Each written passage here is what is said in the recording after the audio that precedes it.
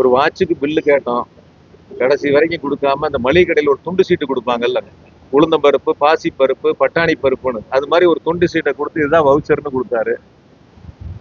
பிளைட்ல ஏறி எமர்ஜென்சி எக்ஸிட்டை திறந்துட்டு அவங்களும் 2 தலைவர்களும் வந்து மன்னிப்பு கடிதாசி கொடுத்துட்டு வெளியில வந்தாங்க. என்னுடைய நண்பர்கள் தான் எனக்கு வீட்டு வாடகை கொடுக்குறாங்க, சாப்பாட்டுக்கு காசு கொடுக்குறாங்கன்னு சொன்னாரு. ஆயிரக்கணக்கான கோடியில சொத்து வாங்குறாரு. இதெல்லாம் சொந்தெல்லாம் அவர் ஒத்துக்கிட்டாருன்னு கேட்கறாங்க. எங்க இருந்து இந்த சொத்தெல்லாம் சம்பாரிச்சேன், எப்படி எல்லாம் வந்துச்சுன்னு ஒத்துக்கிட்டாருன்னு கேட்கறது. 4 ஆட்டுக்குட்டி வச்சிருக்கிறவர் எனக்கு போதும்னு சொன்னவர் எப்படி வந்து இங்க கோயம்புத்தூர்ல எத்தனை ஏக்கர் சொத்து வாங்கியிருக்காரு, அதனுடைய மதிப்பு என்ன, எங்க இருந்து அந்த பணமெல்லாம் வந்துச்சு, ஏன்னா ஒரு மண்வெட்டி எடுத்து வெட்டினாரான்னு கேட்கறேன் நான். இல்ல தோட்டத்துல போய் 1000 ஆடு வாங்கி மேய்ச்சு அந்த ஆடெல்லாம் குட்டி போட்டு அது சந்தை கொண்டே வித்து அந்த காசை கொண்டு வந்து அந்த பூமியெல்லாம் வாங்கினாரான்னு கேட்கறேன். சொல்லக்கூடியவர் அவர் ஒரு தியாகியா இருக்கணும். அந்த வார்த்தைக்கும் அவருக்கும் அந்த துளி கூட பொருத்தம் இல்லாத நபர் அவர்.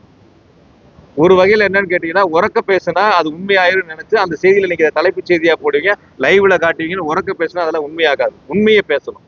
20 வருஷம் இருக்கேன் நான் வந்து எம்எல்ஏ ஆகி. 5 எலெக்ஷன்ல நான் ஜெயிச்சிருக்கேன். இப்ப 6வது எலெக்ஷன்ல நான் நிக்கிறேன். 30 வருஷம் ஆச்சு என்னுடைய 50 வயசு வாழ்க்கையில. 30 வருஷம் நான் பொது வாழ்வுல இருக்கேன். மக்களோட சேர்ந்து பணியாற்றிக்கிட்டு இருக்கேன். மக்கள் என்னை பத்தி மக்களுக்கு தெரியும். போன 5 வருஷத்துல கரூர் மாவட்டத்துல 5000 கோடிக்கு வளர்ச்சி திட்டங்களை செஞ்சிருக்கிறோம்.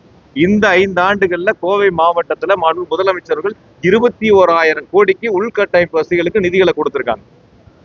உள்கட்டமைப்பு வசதிகளுக்கு மட்டும் கோவை மாவட்டத்துல 21,000 கோடி. சுதந்திரம் பெற்ற காலம் முதல் இதுவரை கோவை மாவட்டத்தில் இத்தனை ஆயிரம் கோடிகள் 5 ஆண்டுகளில் நிறைவேற்றப்பட்ட ஒரே அரசு திராவிட மாடல் அரசு. அதை கொடுத்தவர் மாண்பு முதலமைச்சர். இது எல்லாம் அவங்க ஏதாவது செஞ்சுட்டு அந்த கூட்டணி கட்சிகள் வாக்குகளை கேட்டா நல்லா இருக்கும். அதை விட்டுட்டு வேற எதிர்மறையான கருத்துக்கள் சொல்றது மக்கள்லாம் சிந்திக்கிறாங்க.